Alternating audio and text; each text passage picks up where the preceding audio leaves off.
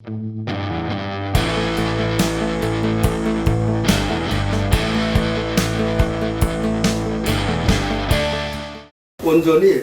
다른 발전원에 비해서 얼마나 우수하고 장점이 많은지 익히 알고 있습니다.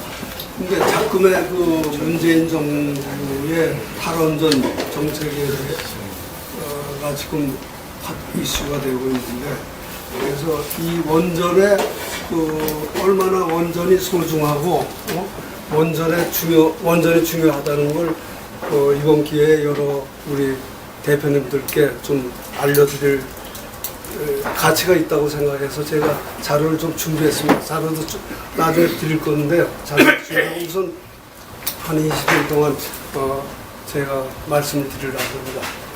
세계가 지금 문명과 산업 발달로 또 인구의 증가로 에너지 수요가 급증하고 있죠.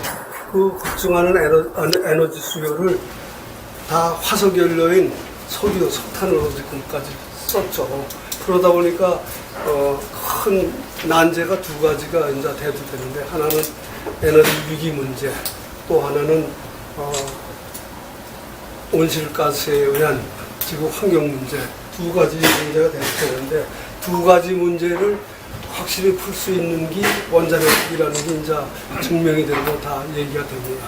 그래서 나중에 그런 자세한 건 자료를 보시고 보시면 되겠고, 우선 특별히 온실가스에 대해서 잠깐 말씀드리면, 온실가스는 한 해에 200억 톤이 지구상에 이제 온실가스가 나오는데, 지구상에 230개국이 있는데 230개국 중에서 원자력 발전소를 1기 이상 보유한 나라가 31개 나라입니다. 그 31개 나라에서 나오는 원자력 발전량이 15%밖에 안 됩니다.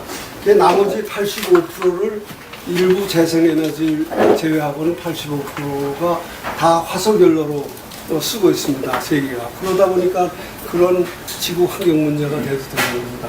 그런데 재생에너지나 그 원자력은 발전 과정에서 발전을 위해서 연료를 연소하는 과정에서 이산화탄소가 전혀 안 나옵니다. 단지 운영하고 폐기하는 과정에서 소량이 나옵니다.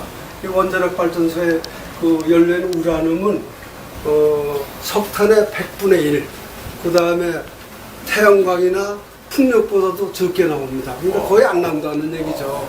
그래서 지구 환경 보존을 위해서 화석연료를 줄여야 되는데, 줄이려면 재생에너지나 원자력을 이용해야 되는데, 재생에너지는 아직 경제성이 못 따릅니다. 재생에너지는 석탄이나 석유보다 더 비싸게 나옵니다. 그렇기 때문에 재생에너지는 또 밀도도 적고 발전 용량도 적고 그렇기 때문에 아직 그 연료로 쓰기에는 미흡합니다. 그래서 우리 인류가 과학이 발달돼서 확실한 재생에너지가 나오기 전까지는 중간 단계로서는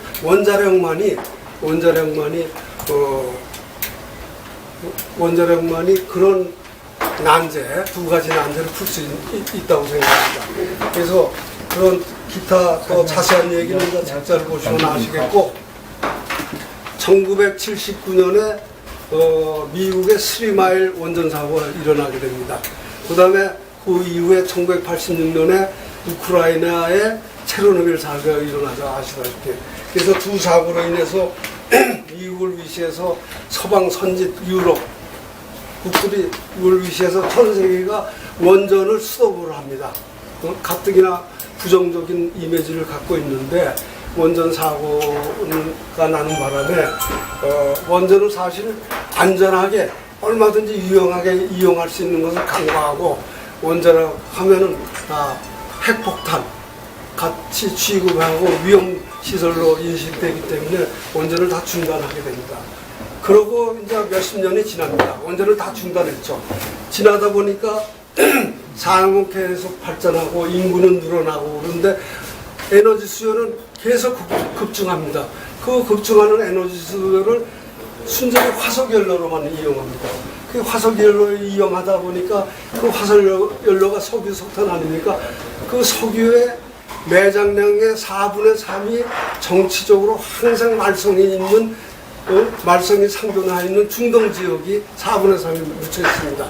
그러다 보니까 이 친구들 정신 상황에 따라서 공급 중단, 가격 폭등, 뭐 에너지 쇼크가 계속 일어나서 에너지 위기가 발생되는 겁니다. 그래 그거에다가 또 에너지 화석연료에 있는 인한 이산화탄소가 많이 지구 온난화의 원인이 되기 때문에 세계에서 기후 변화 협약이라는 걸 맺어가지고 이산화탄소 배출을 규제를 하게 됩니다. 그래서 탄소 배출권을 사야만 되고 그 탄소 배출권을 삼으로 해가지고 자기네 산업 경쟁력, 원가 상승 요인에서 경쟁력이 떨어지죠. 그러다 보니까 세계 각국에 이제 깨닫는 겁니다. 이제 몇십 년 동안 원전을 안 하다 보니까 그런 화석연료에 대한 폐해 때문에 이제 깨닫게 됩니다. 원자력이라는 게 발전량도 크고 단위 생산량도 적게 들기 때문에 그런 경제적인 효과 이외에 이런 지구 온난화 문제라든지 이런 문제 때문에 원자력을 해야 되겠다. 원자력을 해야 되겠다. 이렇게 이제 세계가 깨닫습니다. 2000년도 들어서 그 전까지 한 30년 동안 탈원전 했었죠. 그러다 보니까 이제 그런 문제가 되니까 깨달았습니다. 그래서 세계 각국이 너도 나도 원전에 집중하게 됩니다. 그 원전 르네상스 시대가 열린 겁니다. 2000년 들어서. 그래서 미국 오바마 대통령이 스리마일 사고 이후에 30년 동안 중단했던 미국 원전을 재개 선포합니다. 그러면서 2050년까지 180개의 원전을 이렇게 하겠다고 발표를 합니다. 그 이외에 카나다는 물론이고 핀란드, 영국, 루마니아, 러시아, 핀란드 같은 유럽 국가들도 원전에 박차를 구합니다. 그 다음에 원자력 중립 국가인 스웨덴, 스위스도 원자력에 대해서 재인식을 하게 됩니다. 그 다음에 원전 반대 국가, 3개의 국가가 있습니다. 독일, 이태리, 스페인.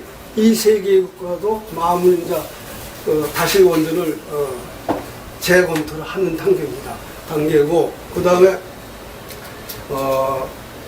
급격한 산업 발전으로 에너지 수요가 급증하고 있는 중국, 인도, 또 베트남, 아시아 각국들도 원전에 박차를 기합니다.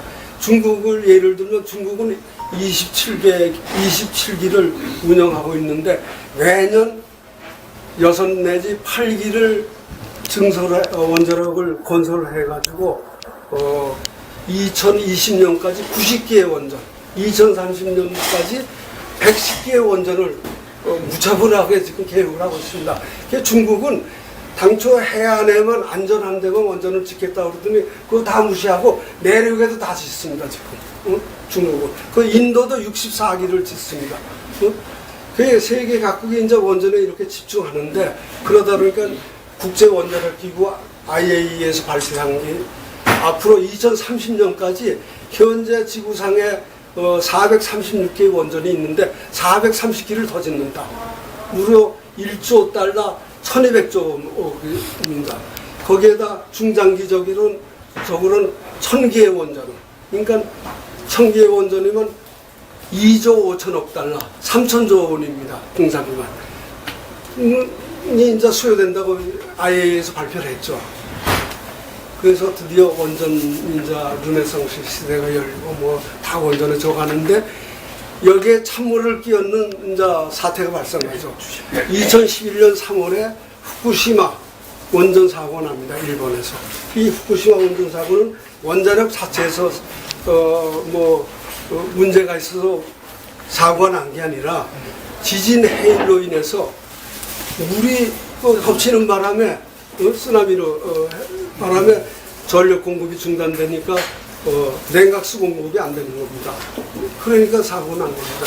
그래서 일본이 원전을 스톱하고 미국도 스톱하고 세계가 재개하려던 원전을 스톱하고 지금 관만 상태로 몇 년을 지냈습니다. 그러다 보니까 안 되겠으니까 미국이 이제 앞장서서 원전의 안전성을 더 보강하고 재검토해가지고 다시 시작을 합니다. 일본도 다시 시작했습니다. 그 다음에